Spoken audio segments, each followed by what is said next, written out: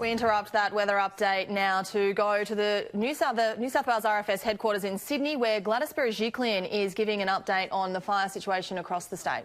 Sure, we're taking every single precaution to be prepared for what could be a horrible day on Saturday. We know that temperatures will be in the mid-40s in parts of the state.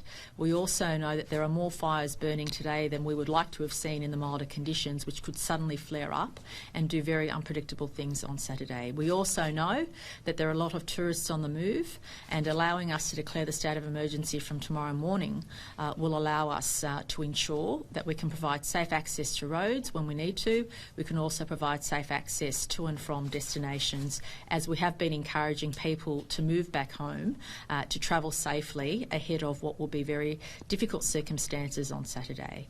Again, we don't take these decisions lightly. I want to thank Commissioner Fitzsimmons for the advice he's provided me through advice he's received from all of our agencies. And I want to thank all of our agencies, whether it's the police, fire and rescue, ambulance, paramedics. Everybody has been working together, doing what is required to keep both our community safe, but also obviously to save as many properties as possible. And we're concerned that conditions on Saturday, given the weather, given the winds, and the Commissioner will speak more specifically about that, given the likely wind conditions, the temperature and the dryness that's in the air, we're concerned that those conditions on Saturday will be worse than what we've experienced in the last few days. And that is cause for concern, given there are, as I said, too many active fires now, and we're making sure we're taking every precaution possible to keep as many people safe as possible and try and save as many properties as possible as well. Commissioner? Thank you, Premier. So you've seen already that we have focused very much on far south coast of New South Wales, with the leaving now provisions for particularly tourists and holiday makers. And we are very pleased to see the result of the community responding to those advices. Unfortunately, we've seen this afternoon fire activity flare up in the Shoalhaven area, which has impacted the Princes Highway again near the Sussex Inlet Road and Bendalong Road area. There's a bit of fire activity there at the moment, which we're hoping to have wrapped up in the next few hours, so we can again provide clear passage to that part of the road. I say once again, we are all collectively most appreciative of the patience, the focus and the decisions being taken by people down the south coast, but we've still got a very volatile and active fireground situation right across a very broad geographic area of New South Wales. We are hoping to clear that disruption to the Princes Highway over the coming hours, so please be patient and working with police particularly and the RMS when it is safe to do so. It is heavily clogged with smoke and fire is burning on the edge of the road, and there is back-burning operations going on right on the edge of the road as we speak. This is not about waiting to clear the road and make it safe from trees and power poles. This is about active fire that's coming back in on the Princes Highway. So as soon as we have that under control, it's a stretch of only about 6 or 7 kilometres, but it's just a risk that's too great to allow cars to be traversing that part of the road. The warning and the alert and the messaging to go out and ask people not to be in these at-risk areas is going to extend beyond just the far south coast. At the moment, we've been talking about Bateman's Bay right down to the Victorian border. We are going to be pushing more information out tonight and tomorrow to start including parts of the Shoalhaven, where we're identifying more potential for the fire to spread into the east, into more populated areas. And then most importantly, given the latest forecast for the weather conditions on Saturday, the risk area is going to extend not just from the far south coast and the Shoalhaven, but right across the west, across the high country, and out to the southern slopes, if you like, the areas west of the high country into places like Tumbarumba and Batlow. There is a big focus on communities like Batlow. There'll be specific advice out around the community of Batlow and surrounds, but effectively from there down through the high country, places like Cudmurra, all the way through Thredbo, Perisher, Jindabyne, all those sorts of areas right across to the coast, there's going to be some real challenges and some very real risks associated with what's being forecast and predicted for fire spread under the sorts of weather conditions we're expecting as we head into Saturday. Last New Year's Eve, what we identified, and the Premier talked about it, was very much that we saw extraordinary fire behaviour, with fires, 5 of them burning at the emergency warning alert level from about 8 a.m. Or earlier in the morning. Those fires exceeded all the manual predictions and all the computer-based predictions for what was to be the expected fire spread. As we do routinely, we've rerun a number of those models and those forecasts, and those fires spread at what we call the absolute worst case scenario, which typically is not what happens when it plays out on the ground. So we are applying that methodology given that the conditions on Saturday are likely to be worse than what we experienced on New Year's Eve, and the worst case scenario means that a lot of the areas in that southeast quadrant of the state have the potential to be impacted, and impacted very heavily with the conditions that are forecast on Saturday. We are expecting those conditions on Saturday to see temperatures into the low to mid 40s, very hot, dry air coming out of the centre of Australia, which means humidities will be particularly low. The winds are going to start very much strengthening up from the north, northwest, and swinging around more to the west throughout the day. And those wind strengths, particularly across the ranges, will be coming in at 40, 50, 60 kilometres an hour, and then gusting to 70 to 80 kilometres an hour. That's going to result in widespread severe fire danger ratings, but more importantly through that southeastern quadrant and coming up a little further towards the central ranges, some widespread extreme fire dangers which present some real challenges for fire behaviour and fire spread across that landscape. There will be a southerly change moving through the state on Saturday, but at this stage it's not forecast to start moving through the state of New South Wales. The southeast corner of the state, down around Eden for example, it's not expected to start moving into that area until about 3 p.m. in the afternoon, and then it'll be a fairly slow movement up the coast and probably not hit an area like Sydney until about midnight. So we're going to have a very long, a very difficult day of hot, dry winds dominating out of the west-northwest before a southerly change starts moving through the area. Pretty volatile along the coastal strip, like we saw on New Year's Eve, with the wind strengths on that southerly change along the coastal strip, particularly gusting 70, 80 kilometres or more in some parts. It's going to be a very dangerous day. It's going to be a very difficult day, which is why we're ensuring the highest available orders and arrangements, instruments for the state of New South Wales are in effect. Another precautionary measure that we're taking for the next 2 days is to ensure that there are statewide total fire bans in place for tomorrow and for Saturday, and then that'll be reviewed post-Saturday depending on how fire reacts and how fire spreads and what sort of damage is occasioned as a result of the fire behaviour on Saturday. Any questions? Commissioner, you painted a pretty bleak picture for the southeast of the state. What about Sydney? What can we expect here? What are you worried about? Where are you worried about? That's a good point, thank you. We are focusing very much on southeastern quadrant of New South Wales, but not at the exclusion of all these other fires that we've got across the state. We've still got 113 fires burning across New South Wales. We've seen a minor outbreak on the large fire complex northwest of Sydney, up near the Currajong Heights area, west of Bowen Mountain there. Crews have been working on that all day. They're gaining the upper hand, but that containment will be tenuous as we head into the weekend. They'll be continuing to strengthen that containment on the weekend, and the last thing we want is to see an outbreak of fire from that fire complex and heading into more populated areas like the Blue Mountains community along Great Western Highway, or heading into places like Bowen Mountain and the Currajong region and down into northwestern Sydney, for example. We've also still got this complex of fire burning in southwestern Sydney, particularly around the Greenwaddle Creek fire, where it's burning effectively north of Mittagong and burning all the way out towards Wombeyan Caves. We've also got fire that's spotted to the west of places like Warragamba and Silverdale in southwestern Sydney there, western Sydney there. That fire's burning on the western side of the Warragamba Dam there. Again, crews have been doing some remarkable work in an attempt to consolidate that and contain that fire. They will continue to do that whilst ever the more favourable weather conditions present. But again, the containment on that fire across such an enormous fire ground will be tenuous at best when we're going into the conditions that we're expecting to see on Saturday. Those widespread severe and extreme conditions are not only going to be concentrated down through the southeast corner, but the severe is likely to spread right up into Greater Sydney environment, the Central Ranges, Illawarra, Shoalhaven, and even the potential moving into the Hunter region. So again, we've got another very large geographic area that's going to see some problematic high-level fire danger ratings moving across, set in across New South Wales. Premier, could I ask you, please? Certainly.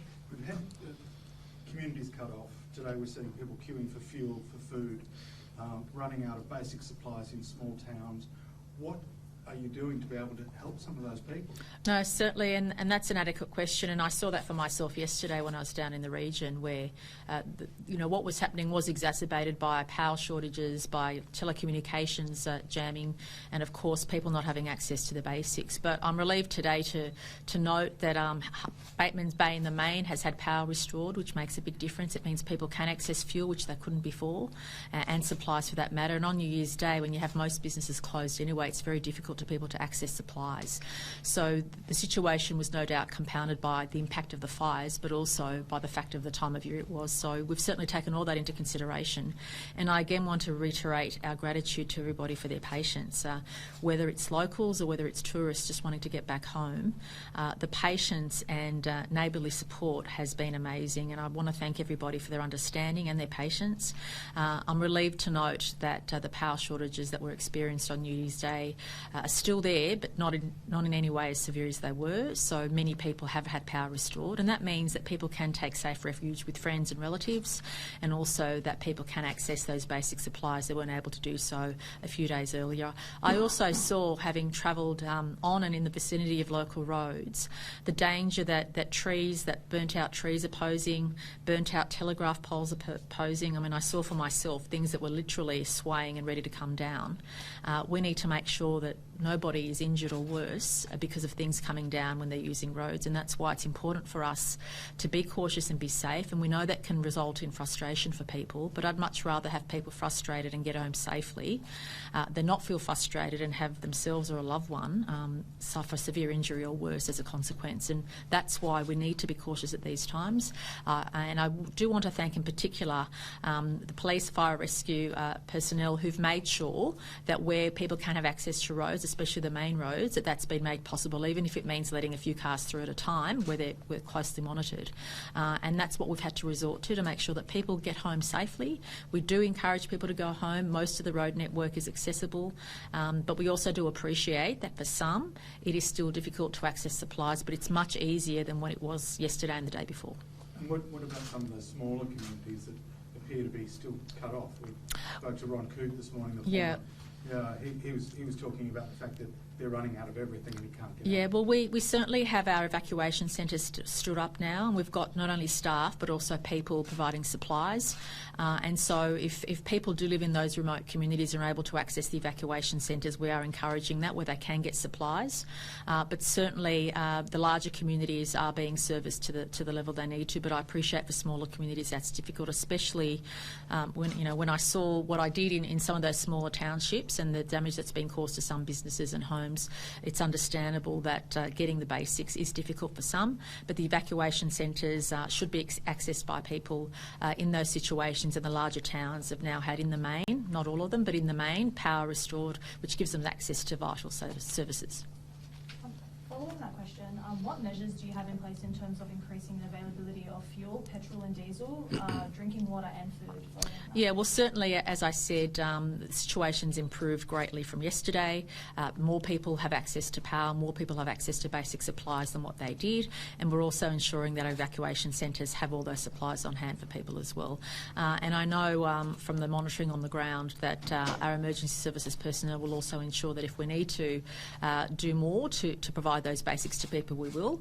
But we also need to make sure that we protect our own emergency services personnel in making those distributions, that we're not compromising their safety. Could you please outline the emergency response plans in place to help people leave the South Coast? Do you want to talk about that? I thought we already answered the question. Yeah, Premier, Commissioners. Thank you. We've had in place now a plan in terms of the tourists and those people that don't need or want to be up and down the South Coast. It was pivotal around the road network, which is gradually but certainly coming online. And I find now that if you look at the area south of Narooma, people leaving to the south on the Princess Highway and the Coast Road, whilst those roads are fully loaded with motorists, they are moving, they are getting out, they are getting to their destinations. And of course later this afternoon, that disruption to the Princess Highway near Sussex Inlet, we're very confident that will again be restored, and we will be able to have people travel both ways, north and south of Bateman's Bay, into the night and certainly tomorrow. And so is there any contingency plans for telecommunications outages currently and ahead of Saturday? Yeah, certainly. There's been an enormous amount of work by Power and Comms area around the State Emergency Management Committee, and we've seen a progressive update and bringing back online of power and communications regularly since those fires hit the South Coast. But we also are very mindful of the fact, and we spoke only today about Saturday is a difficult day. We do need to make sure that our evacuation centres are prepared for that, and we do need to make sure that those critical assets that were brought back online are protected as best they can to get us through Saturday. And also given the new threat emerging south of Eden, will the RFS be able to manage the worsening fire conditions for Saturday? I can't manage the weather or the subsequent behaviour. What's the question? Sorry. So given the new threat emerging south of Eden, will the RFS be able to manage Victorian the worsening fire conditions? Oh, so the fires coming from the Victoria, you mean? Sorry. Okay. No, that's right. So there are a number of fires that are burning south of the border. Obviously, the one fire that we had over near Gingelic, just east of Albury there, that fire has burned extensively down in a southeasterly direction through Victoria. That fire is now posing a real threat to the communities through the high country, places like Cabramatta. That's what we're dealing with and planning for. We're also working very closely with our Victorian colleagues in understanding the fire behaviour and the fire movement for the fires further over to the east and the southeast corner of our state and the northeast corner of Victoria, and we're working very closely together with that. And a lot of this planning is in anticipation of the potential for those fires to cross into New South Wales. And indeed, dare I say it, we're talking to our Victorian colleagues for the potential that some of our fires and any new fires might also cross into Victoria as well. So that is happening, and that is fairly routine. And can I just ask, the Prime Minister said that there have been no requests from federal support for more federal support in New South Wales. Will you be asking for more assistance from the federal government in the coming days? Oh, we've certainly already asked and received a lot of assistance from the federal government already, whether it's through the ADF, whether it's through coordination activities, whether it's through aircraft. So the agencies, all levels of government, are working together very closely already. We've made several requests and all those requests have been made. And of course, if situations present themselves, we'll make further requests as well. Will the Emergency Minister be returning from his trip? Yes, he is, yep. Thank you. Thanks, everybody. Do you know when that is? It's on the public record already. Thank you. That was the New South Wales Premier Gladys Berejiklian joining emergency services authorities for an update on the fire situation across New South Wales. She has announced a state of emergency that will begin tomorrow and run for 7 days due to the bushfire crisis at the moment. We've also been warned that evacuation orders could be expanded from the south coast further east and west, focusing on the southeast of the state as the conditions are set to worsen on Friday. We're expecting to see temperatures in the 40s and unpredictable strong winds. Everyone's urged to stay safe and to heed the advice of the authorities.